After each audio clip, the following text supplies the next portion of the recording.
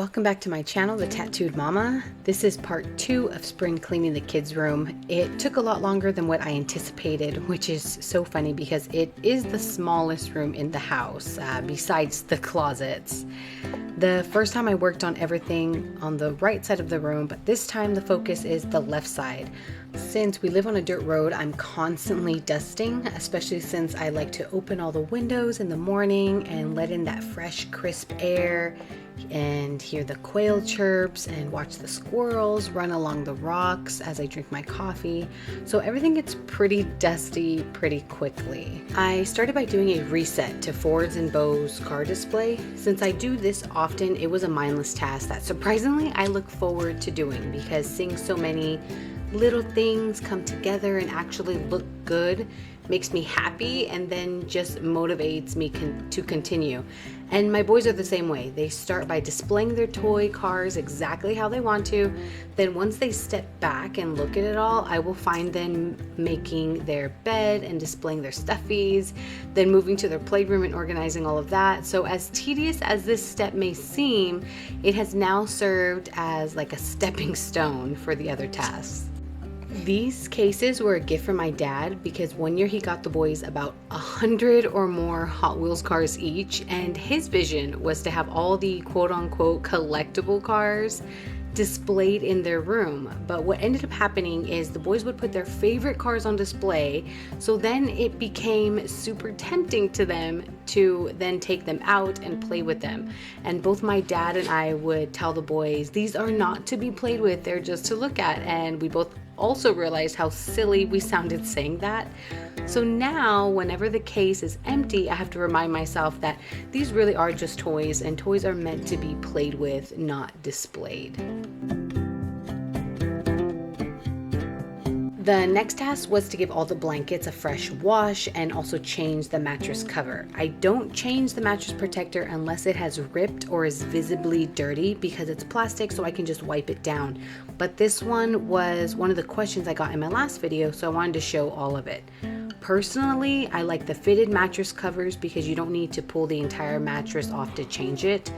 But we have a health savings account, so if you don't know, you can buy the zippered mattress covers using those funds.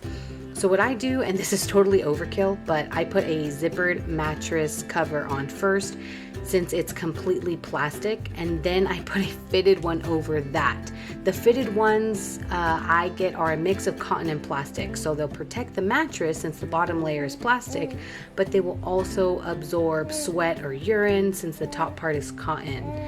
So these definitely need to be changed as often as any regular bedding. Now the reason for putting the plastic one underneath is because the cotton ones are pretty pricey, so I only purchase them as needed about once every 2 years. So when the cotton one is in the washer machine, I still have this cheap zippered one as a backup.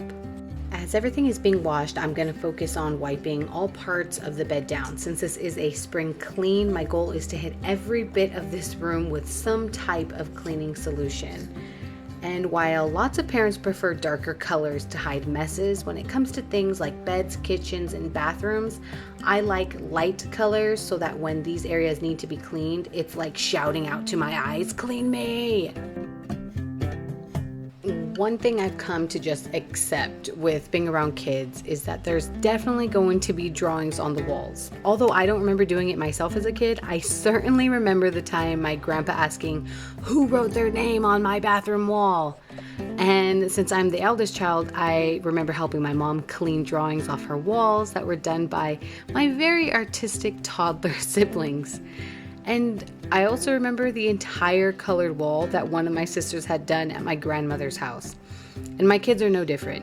You can choose to let it upset you or understand that kids are explorers.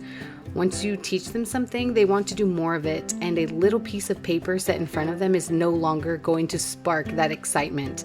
So naturally, the clean white wall to them now looks like a huge blank space prepped especially for them. One funny quote I read often is by Jillian Michaels, and she says, "Parenting is not for sissies. You have to sacrifice and grow up." And that might make parenting seem awful, but if you aren't a parent, I want to let you know that kids are cool. Kids are so cool and fun, and they really do fill the area with tons of life. So they're worth the mess. So another question was if I like the bunk beds. Here's the thing. I enjoy the bunk beds more than I don't. They are great if you have multiple kids in one room because they are huge space savers. Plus, I remember really loving my bunk bed as a kid because I had the top bunk. So it was like my own little cave. It was my space, my spot, my territory within our home. But as an adult, I'm not that big of a fan during times like this where I have to switch mattresses around because my first idea didn't work, or when someone has an accident and I need to change the covers, because although the kids are all in charge of making their own beds, even the 3-year-old since she was 2, I still have to put the fitted sheets on because they just can't do it. They're not strong enough yet to lift up the corner parts of the mattress and stuff that part over. But I recently moved my eldest child to the very top bunk because he doesn't have accidents, so I don't need to change his bedding often, but he's also the worst at making his bed. So we've come to a compromise where he will still make his bed, but since I can't see it, it doesn't need to be perfect. So I guess really the answer to that question, if I like the bunk beds, is yeah, I definitely like the bunk beds.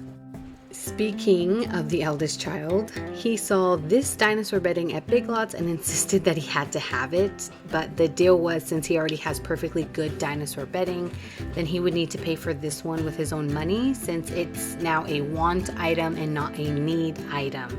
I get some criticism because I have all 4 of my children in this room, but that doesn't really bother me because this is what works for our family in this moment, and that's really all that matters. Yes, all 4 of my children sleep in here, but that is the only thing this room is intended for. The dresser in here is for their stuffed animals. Each child gets 1 drawer to keep extra stuffies, and then the drawers within the bunk bed steps is used for keepsakes in the current moment of their life. So they get 1 drawer to put whatever he or she wants to hold that doesn't have a place anywhere else. Their clothing, it's all in my walk-in closet, and they have the spare living room that serves as their playroom for all their toys. We have a good amount of land, so they're encouraged to go outside and run and be creative and active. I don't want them in this room unless it's to sleep. The pegboard with the toy guns was put there when we only had 2 kids, so this room was used for anything kid related. And I didn't want to take it all down, so that is the one part of the room where toys are allowed besides the playroom. The paint color is basically the same. The only true difference is in the gloss. The first time I painted this room, I didn't know anything about the different glosses, so I just picked the first basic white paint I found, but now I know better. So this little corner of the room was the last part that hadn't yet got that semi-gloss paint. So finally finishing that felt great. Since I don't have the time or the desire really to paint an entire room in one day, what I do is wrap the paint roll or brush in saran wrap and then place it in the fridge until I'm ready to paint again. These guys were in the fridge for about 2 weeks before I used them again. And the reason I wanted this semi-gloss was to make the walls easier to clean when there are sticky hands or fancy drawings on the walls.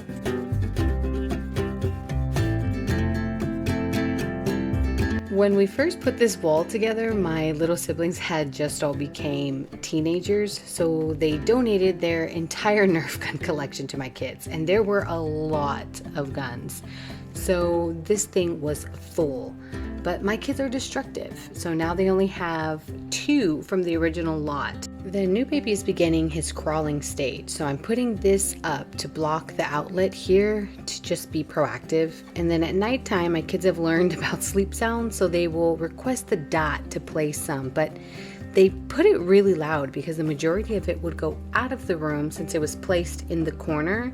So now I'm just moving it to the edge of the wall and really high up so that everyone can easily hear it. I'm not sure where the remote is to this strip light, but I'm also sticking the little box part to the wall so that it's out of the way as well. And now I'm just in that final stretch, so putting everything back in their homes. This trundle is used to store all of their extra blankets. And then, yes, that is a watering hose head. My kids use it as a toy gun. I moved the little doll bed over here to this corner just so it was out of the way. These stickers are something that I was avoiding doing like the plague. I did not want to work on this because it was just, I thought it was going to be a lot more difficult than it was, but really all I did was spray some Goo Gone on it, let it sit for a little bit, and then I just scraped away. It's kind of satisfying to just watch it all come off. So when people see my posts on social media, I get things like, wow, how do you do all this? You're such a super mom. I wish I had that much energy. But to be honest, those things just make me feel kind of uncomfortable because I don't feel like I am super mom. I do lose my patience. And when one area looks great, the others are most likely messy. So if anyone is feeling like they aren't enough because we see all these perfect things on social media, no, that's not the case. You are definitely enough. And parenting isn't a practice, but a daily learning experience. So as long as you are doing better than yesterday, you are making great strides. And that is all for today. If you enjoyed this video, consider subscribing, and I hope to see you on the next one. Bye for now.